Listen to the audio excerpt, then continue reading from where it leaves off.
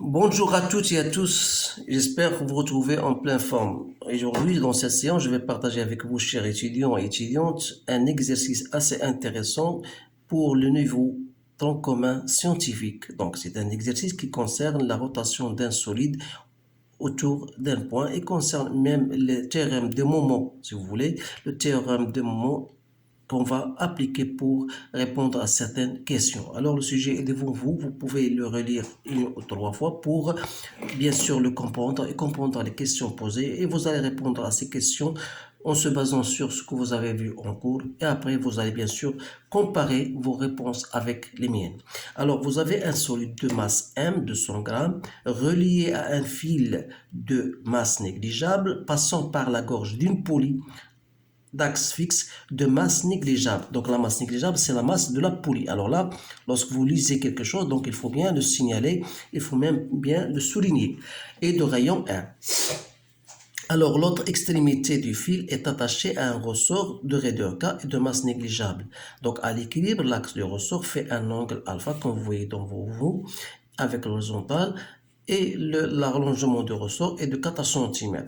Alors, on néglige tout type de frottement. Première des choses, représenter les forces exercées sur le solide, écrire la condition d'équilibre, déterminer l'expression de la tension du fil F1 puis sa valeur, calculer sa valeur, représenter les forces exercées sur la poulie en appliquant le théorème des moments, déterminer la tension du fil F2, déduire la tension du fil F2 au point A, déterminer la valeur de la raideur par projection de la relation vectorielle traduisant l'équilibre de la poulie dans un repère, montrer que la valeur de R s'écrit, voilà, mg racine de 2 plus de sinus de alpha, calculer sa valeur. Voilà, voilà les questions, ce sont des questions assez intéressantes. C'est pour cette raison que je viens de partager avec vous cet exercice. Alors, on va passer maintenant à la réponse. Donc, vous avez le temps de vous pouvez répondre et comparer.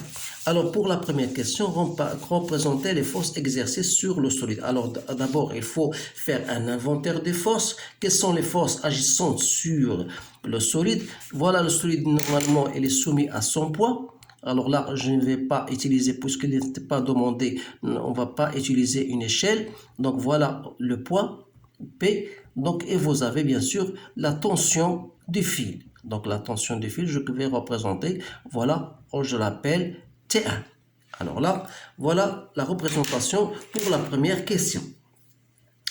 Écrire la condition d'équilibre de S et déterminer l'expression de la tension du fil, bien sûr, F1, puis calculer sa valeur. Donc, quelle est la condition d'équilibre? C'est-à-dire que la somme des forces égale à 0. C'est-à-dire, on aura P plus T1 égale à 0. Alors, comme P et T1, ce sont les seules forces agissant sur le corps S, et puisque le corps S est en équilibre, ça veut dire que donc S est en équilibre, c'est-à-dire que P et T sont de même intensité, c'est-à-dire que P égale à T1, c'est-à-dire égale à mg. Comme m égale à 0,2, il faut la convertir en kilogrammes et je multiplie par 10, donc c'est 2 newtons. Donc la première question, voilà, on a trouvé la tension du fil. Deuxièmement, représenter les forces, cette fois-ci,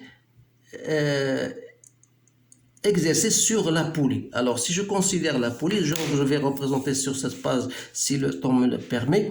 Alors, la poulie, bien sûr, il faut faire attention parce qu'elle est de masse négligeable. Étant donné que la masse de la poulie est négligeable, donc ça veut dire qu'il n'y aura plus de poids sur de la poulie. Donc, qu'est-ce qu'on va faire?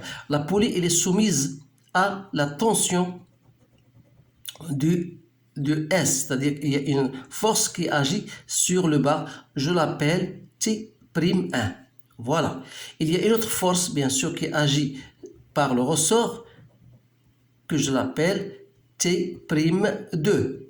Alors, normalement, il y a une autre force, si je considère la force agissant sur le ressort, donc je l'appelle ça T2, voilà les forces. Donc, ce qui nous concerne, nous, c'est les forces agissant sur la poulie. Donc, il y a T'1 et T'2, mais n'oubliez pas qu'il y a une autre réaction, puisque la poulie elle est en rotation par rapport à l'axe delta, ça veut dire qu'il y a une force d'action R.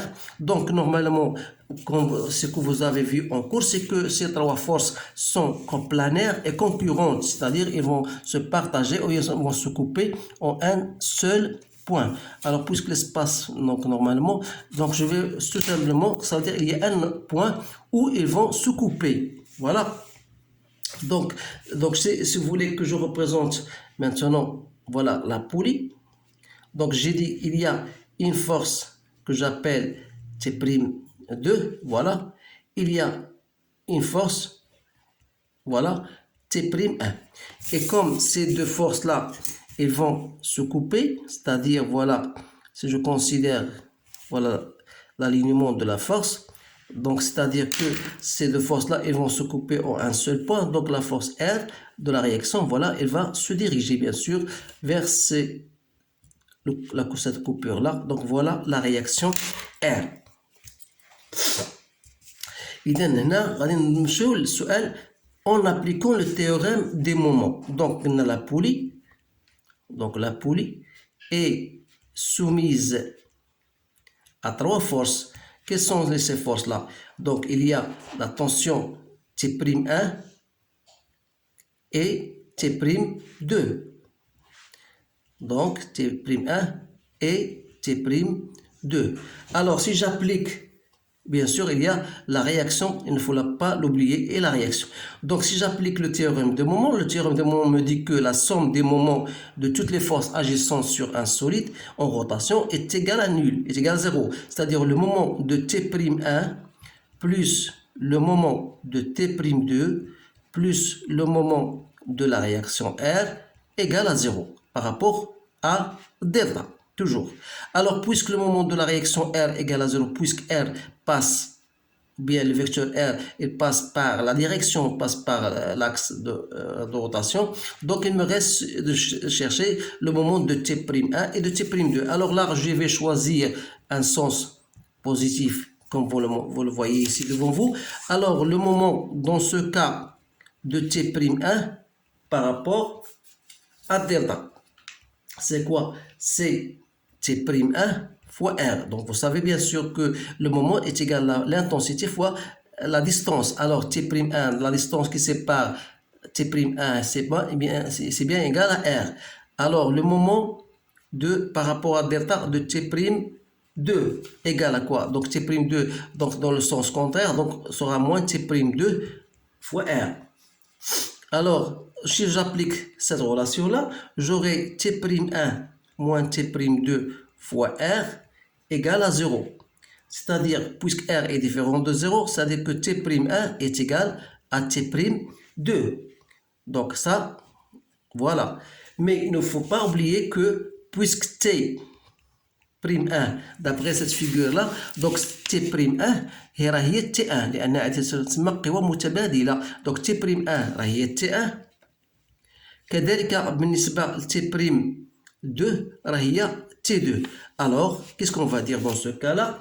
Donc, c'est-à-dire que T'1 égale à T1 est égal à T'2 est égal à T2. Autrement dit, T2 n'est autre que T1 lié à le poids lié à 2 newtons. Donc voilà, on a trouvé notre valeur de T2. Voilà, déduire la tension du fil T2, donc en A. Donc ça veut dire on déduire la valeur, la tension en F2 en A, c'est-à-dire en A, il y a T2. Donc voilà, j'ai calculé T2 et j'ai calculé même T'2. Voilà.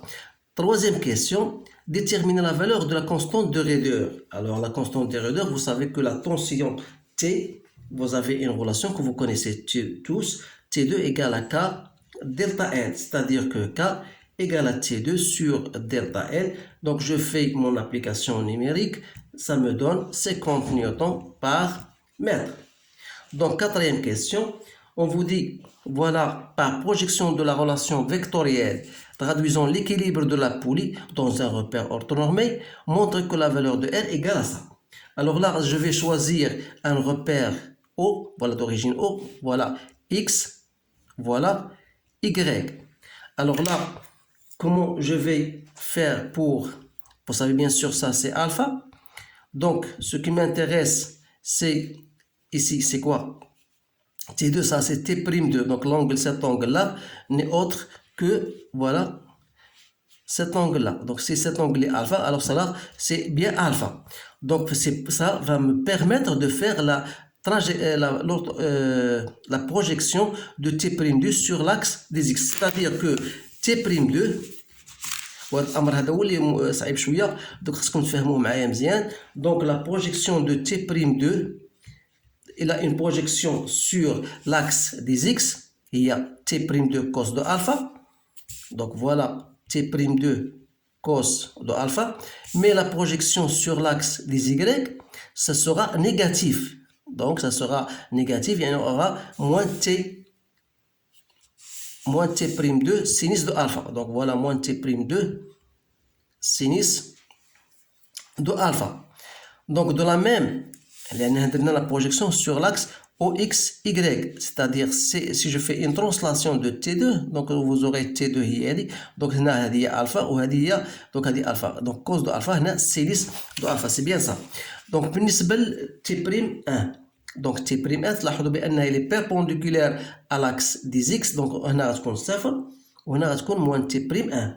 Donc il me reste la réaction en haut, c'est-à-dire la réaction en haut, il aura une composante Rx qui est négative. لاحظوا معايا هنايا إذا Rx normalement هنا حسب هنا donc voilà OX voilà Y. تلاحظوا بأن la projection de R sera négative, donc il aura une composante que je peux l'appeler moins Rx et une composante Ry.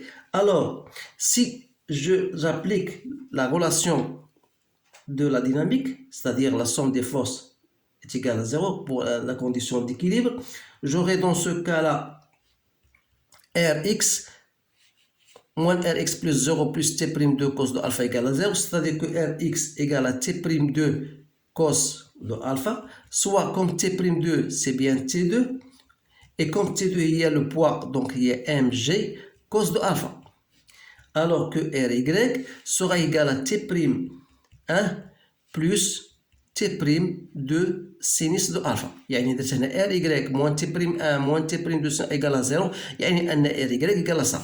Alors دائما T'1 قلنا هي T'2 donc هي mg, je peux même faire en fonction 1 plus sinus de alpha. Alors vous savez bien sûr que R au carré c'est bien Rx au carré plus Ry au carré, c'est-à-dire mg au carré غتبقى عندي هنا cos carré de alpha plus mg au carré 1 plus sinus de alpha au carré. Donc j'ai remplacé.